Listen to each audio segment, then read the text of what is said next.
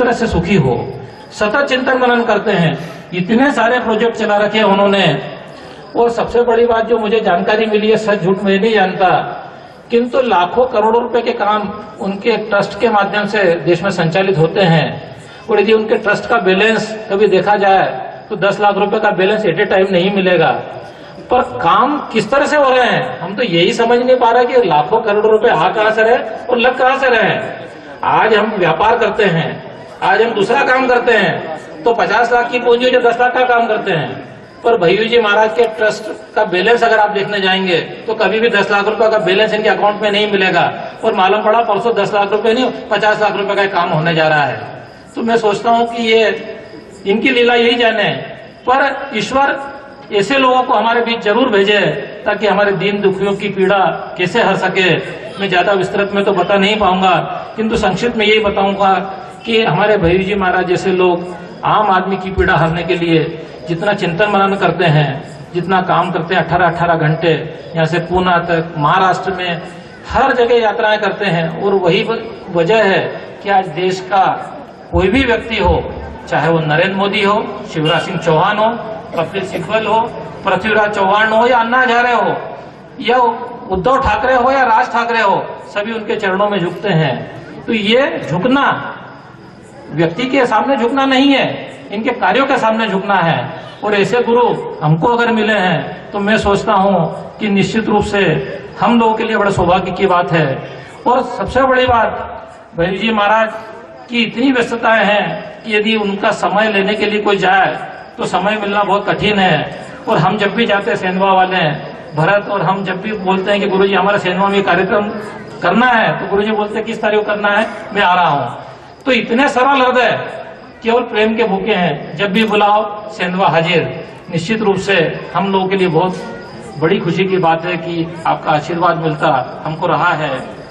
मैं आपको आपके बारे में एक ही बात बताना चाहूंगा कि कोई भी व्यक्ति जन्म से नहीं कर्म से महान होता है। इसीलिए जिसका रुझान कर्म के प्रति होता है वह वंदनीय होता है। यही सद्गुण हमारे गुरुदेव में है। गुरुदेव आप श्री की गुरुता अपने शिष्य को भगवती व्यक्तित्व और आध्यात्मिक चेतना का यज्ञोपवीत प्रदान करता है। साथ ही लोक दायित्व के निर्वहन के अग्निहोत्र का प्रेरणा भी देती है।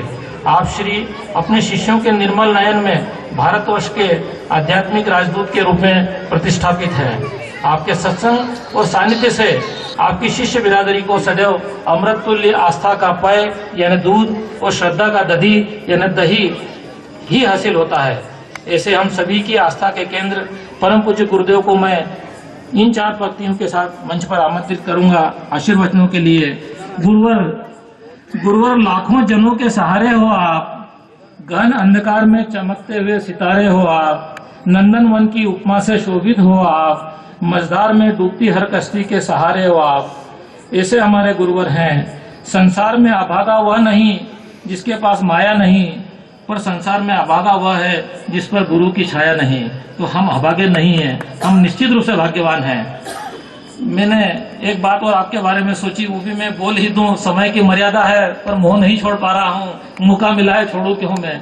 गुरुदेव तो भक्तों के वश में होते हैं और जाएंगे कहाँ, इसलिए मैं अपनी बात को पूरी तरह से रख के ही छोड़ूंगा कि गुरुवर का विराट व्यक्तित्व शब्दों में नहीं समाता, जितना कुछ लिखा जाए लिखने को रह जाता।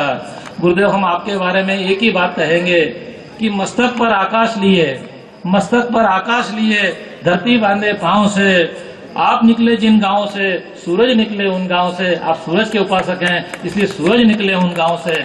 मैं आपके अभिनंदन पत्र का भी वाचन साथ साथ कर रहा हूं कि आज जब संतत्व काराओं में वास कर रहा हो, आज जब संतत्व काराओं में वास कर रहा हो, अभय में भय की अनुभूति हो रही हो, लोक धर्म की निष्ठाएं आहत हो रही हो, शब्द सत्ता से समाज निराश हो रहा हो, तब राष्ट्र संत परम पूज्य श्री भैयू जी महाराज ने हिंदी शब्दकोश के गुरु शब्द को गरिमा मंडित किया है। गुरुदेव आपने गरिमा मंडित किया है शब्द को। मानव सेवा के पर्यायवाची राष्ट्र संत परम पूज्य श्री भैयू जी महाराज को लायंस हर्बल गार्डन के लोकार्पण प्रसंग पर अभिनंदन के यह अक्षताक्षर श्रद्धा के भाव से आस्था की अंजूरी से और नमन के नीर से सादर प्रदत्त है। गुरुदेव, मैं गुरुदेव को प्रशस्ति पत्र भेंट करने के लिए हमारे पदाधिकारियों को सभी को आमंत्रित करता हूं कि गुरुदेव के चरणों में हमारा यह सम्मान पत्र भेंट करें।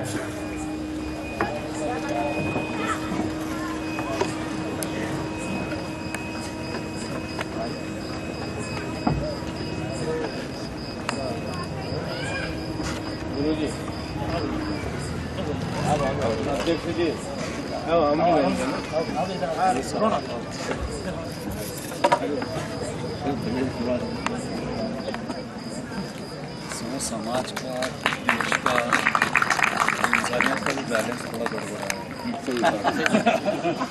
क्या, और उसको ऐसे स्टेबल करना है।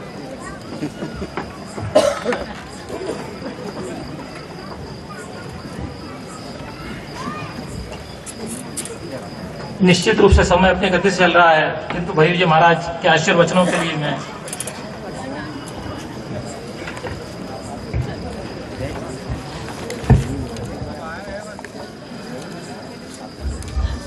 भारतवर्ष की सर्वमात्र शक्ति, पितृशक्ति, संत शक्ति, आराध्य शक्ति, जिन जिन महापुरुषों ने, स्वतंत्र वीरों ने हमारे राष्ट्र की स्वतंत्रता को दिलवाने के लिए, हमारे राष्ट्र की संस्कृति को जीवंत रखने के लिए अपना सर्वस्व दिया, ऐसे समस्त ज्येष्ठ स्वतंत्र वीरों को, अमर शहीदों को, संत महात्माओं को, समाज सेवकों को, विचारवंतों को मैं स्मरण करते हुए वंदन करता हूं।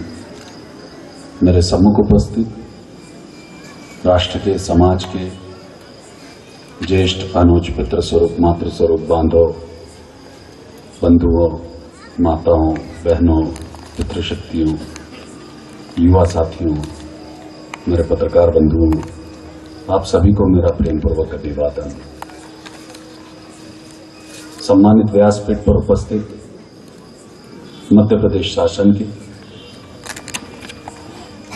सेंधवा विधानसभा क्षेत्र से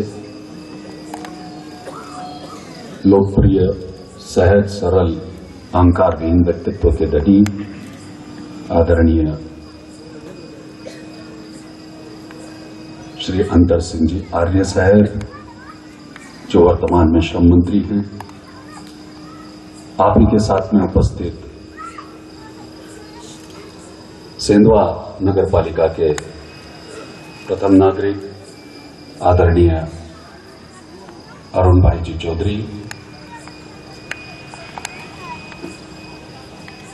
सम्मानित व्यासपीठ पर उपस्थित न्यायमूर्ति आदरणीय श्री क्षत्रिय साहब, आदरणीय यादव बाबूजी, आदरणीय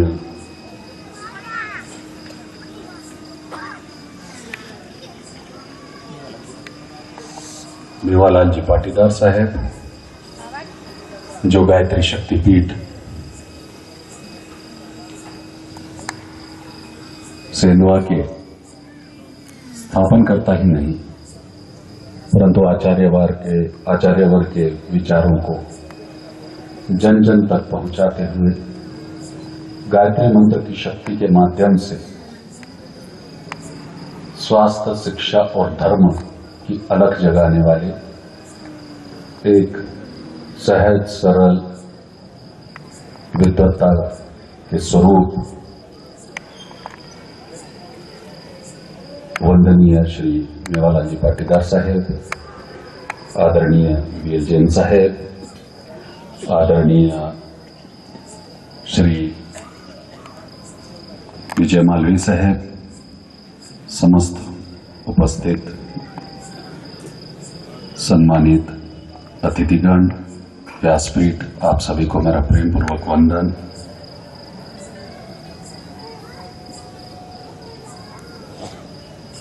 कुछ सपने जिंदगी बन जाते हैं, कुछ सपने जिंदगी बन जाते हैं और कुछ जिंदगियां सपनों में खो जाती हैं। सपनों को जिंदगी में बनाना, सपनों को जिंदगी में बनाना, इसे हकीकत बोलते हैं। सपनों को जिंदगी में बनाना, इसे हकीकत बोलते हैं। और जिंदगियों का सपने में खो जाना इसे कल्पना कहते हैं। जिंदगियों का सपनों में खो जाना इसे कल्पना कहते हैं। कल्पना में एक स्वर्ग भी है, कल्पना में एक स्वर्ग भी है जिसका अभी कभी हमने अनुभव नहीं किया है। कल्पना में एक स्वर्ग भी है जिसका कभी हमने अनुभव नहीं किया है। कल्पना में एक स्वर्ग भी है कि जिसके बारे में सुना है पर कभी देखा नहीं है। जिसके बारे में सुना है कभी देखा नहीं है। कहा जाता है कि पुण्य आत्मा वहां पर वास करती है क्योंकि वो पूर्ण रूप से मानसिक, आत्मिक और बौद्धिक रूप से स्वस्थ होती है। वहां पर पुण्य आत्मा वास करती है क्योंकि वो आत्मिक, बौद्धिक और शारीरिक रूप से स्वस्थ होती है, इसलिए उसे स्वर्ग की संज्ञा दी जाती है। क्योंकि जहां पर स्वास्थ्य है वहीं पर ही शांति है।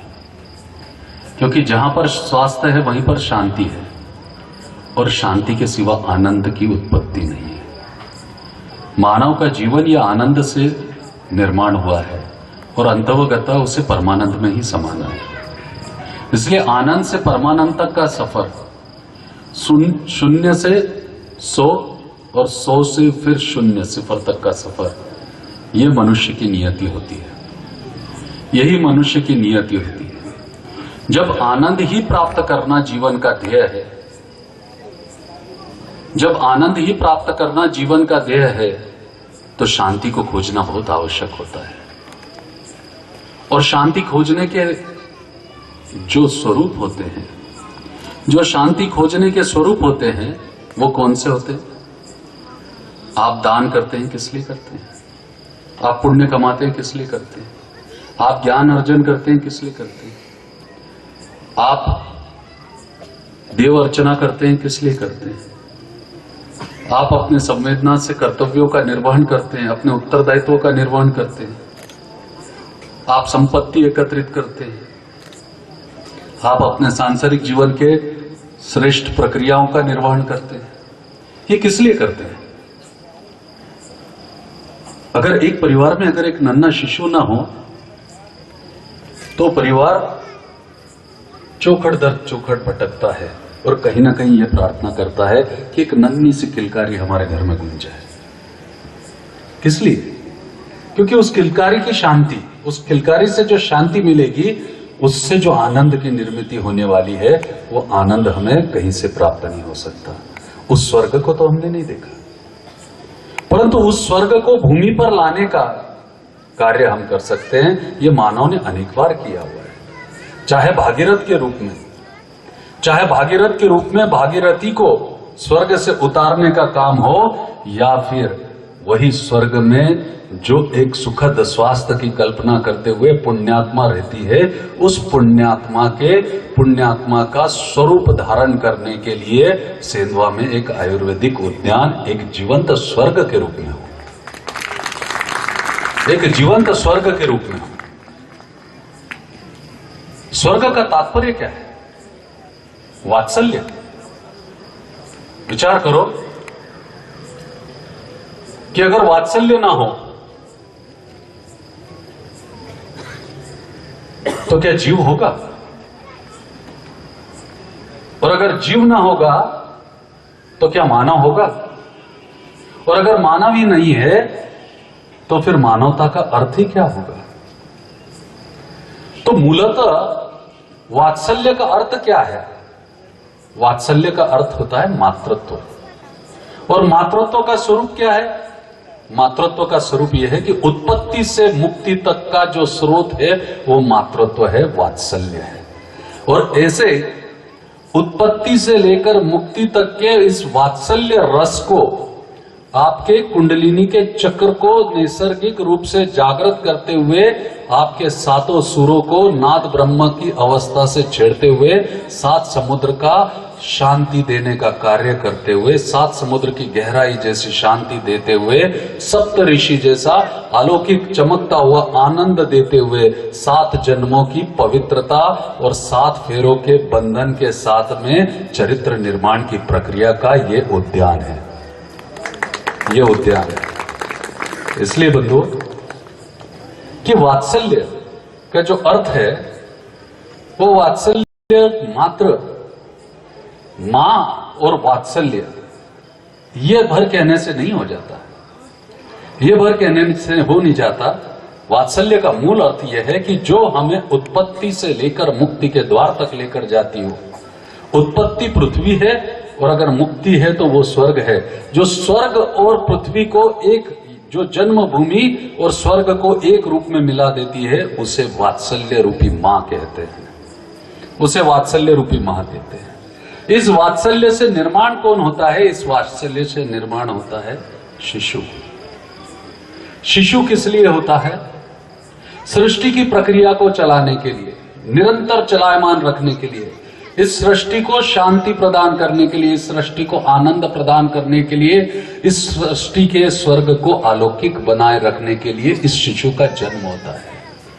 और इस शिशु का जन्म किस लिए होता है? क्योंकि ये वात्सल्य का जब स्पर्श लगता है तो वो शिशु संस्कारवान हो जाता है, और संस्कारवान शिशु उसे बोला जाता है जो पूर्ण रूप से स्वस्थ होता है। संस्कारवान शिशु उसे ही बोला जाता है जो पूर्ण रूप से स्वस्थ होता है, और जो स्वस्थ है वो पुष्प है, और वो पुष्प है जो सुवासित है, चाहे कलयुग हो या सतयुग। परंतु पुष्पों के सुवास से कैसी भी मानसिकता हो, कैसी भी वृत्ति हो, उसको सकारात्मक रूप से एक दृष्टिकोण प्रदान करके, एक दृष्टि निर्माण करके अलौकिक शांति प्रदान करने का कार्य किया जाता है। ये तीसरा जो है पुष्प कुंज हमारे पास में है। पुष्प कुंज से जब हम बाहर निकलते हैं, तो पुष्प कुंज से हम जब बाहर निकलते हैं तो अपने आप को आनंदित महसूस करते हैं, अपने आप को शांतिपूर्ण महसूस करते हैं। ये शांति और ये आनंद का प्रथम दर्शन हमारे को तभी हो सकता है जब हम स्वस्थ रहते हैं। इसलिए प्राथमिक दृष्टि पे स्वास्थ्य के प्राथमिक स्वरूप पर आपको अमृत का पान कराने के लिए इस आरोग्य मंदिर में, एक नैसर्गिक आरोग्य मंदिर में ये अमृत कलश की स्थापना की गई है। अमृत दानों की स्थापना की गई थी। बंधुओं, अंकुरित जो दाने हैं, अंकुरित जो अन्न है, उसका महत्व मैं आपको सिर्फ इतना ही बताना चाहता हूं। राजा विक्रमादित्य एक बार उज्जैनी में अपने हाथी पे सवार होकर अपने राज दरबारियों के साथ में नगर प्रवास के लिए निकले थे। धूल में पड़े हुए कुछ अन्न के कण उन्हें दिखे, धूल में पड़े हुए अन्न के कुछ कण उन्हें दिखे। अन्न के उन कणों को देखकर राजा विक्रमादित्य अपने हाथी से नीचे उतरते हैं। अपने हाथी से नीचे उतरकर मिट्टी में अपने हाथों को डालते हुए उस अन्न के दानों को उठा लेते हैं और देखते हैं कि कितने बेशकीमती हीरे जवाहरात और मोती यहां पर बिखरे पड़े हुए हैं। राज दरबारी आश्चर्यचकित हो जाते हैं। उनके सामने प्रश्न खड़ा हो जाता है कि यहां तो कुछ अनाज के दाने बिखरे हुए हैं, परंतु श्रीमंत महाराज बोल रहे हैं कि देखिए कितने हीरे जवाहरात और बेशकीमती चीजें यहां पर बिखरी पड़ी हुई है। समझ में नहीं आता कि महाराज के हाँ में हाँ मिलाएं या फिर महाराज को ये बता सके या दुस्साहस कर सके कि हे महाराज, हे श्रीमंत, ये अनाज के कुछ दाने हैं। पर सम्राट विक्रमादित्य तो अपने भाव में मस्त थे, आनंदित थे। उन मिट्टी में सने हुए अन्न के उस दानों को उठाते हैं और अपने मुंह में रखते हैं और मुंह में रखकर उसे प्रसाद के रूप में ग्रहण करते हैं। तब वो देखकर मां अन्नपूर्णा प्रसन्न होती है और विक्रमादित्य को आशीर्वाद देती है। देखिए, अन्न का महत्व इतना बड़ा है, पर अन्न का सम्मान होना चाहिए, और सम्मान अगर नैसर्गिक रूप से हो तो वो सम्मान वरदान बन जाता है, इतना भी ध्यान में रखना चाहिए। और वो वरदान जब आरोग्य के लिए हो तो अपने दिन भर की थकान को सबसे पहले मिटाने के लिए इस आरोग्य मंदिर के प्रवेश करते से ही अपने कुंड पर जाकर जब आप ध्यान के साथ में जब अपने अवगुणों का तज करते हुए सद्गुणों को आत्मसात करने की प्रक्रिया में रत हो जाते हैं तो जीवंत स्वर्ग के दर्शन यहीं पर हो जाते हैं। बंधुओं, मेरा यही कहना है कि एक हर्बल गार्डन जो BL जैन साहब और उनके सहकारी ने पिछले 25 महीनों के अथिक परिश्रम से जो तैयार किया है, कई लोगों को और कई सम्मानित व्यक्तियों को, मेरे बंधुओं को, मेरे ज्येष्ठ और अनुजों को हमने सम्मानित किया, परंतु उनके पीछे के सम्मान का भाव इतना ही है कि हम इस धरोहर को किस तरीके से शांति और आनंद के लिए हम संरक्षित रख सकते हैं, विकसित कर सकते हैं, सम्मानित कर सकते हैं। यही उनका सच्चा सम्मान होगा। यही बीएल जैन साहब के सार्थक कर्मयोग का सच्चा सम्मान होगा। यही समस्त लायंस के समस्त मेरे बंधुओं का, मेरे ज्येष्ठों का जो सच्चा सम्मान है वो इसी में है, इसी में समाहित होगा। अगर हम इस नैसर्गिक आरोग्य मंदिर का हम सम्मान कर सकें, इसको एक शोभायमान बना सके, इसका सदुपयोग करें जीवन में शांति के लिए, आनंद के लिए। अंत में एक छोटा सा उदाहरण में आपको देके अपने शब्दों को विराम देता हूं। ब्रिटिश गवर्नमेंट के टाइम के समय पर जेम्स लेन करके एक ब्रिगेडियर हुआ करता था। एकदम सत्य घटना है। ब्रिटिश गवर्नमेंट के टाइम पे जब भारत वर्ष पराधीन हुआ करता था, हम स्वतंत्रता के लिए लड़ाई लड़ रहे थे, तो एक ब्रिगेडियर जेम्स लेन करके हुआ करता था।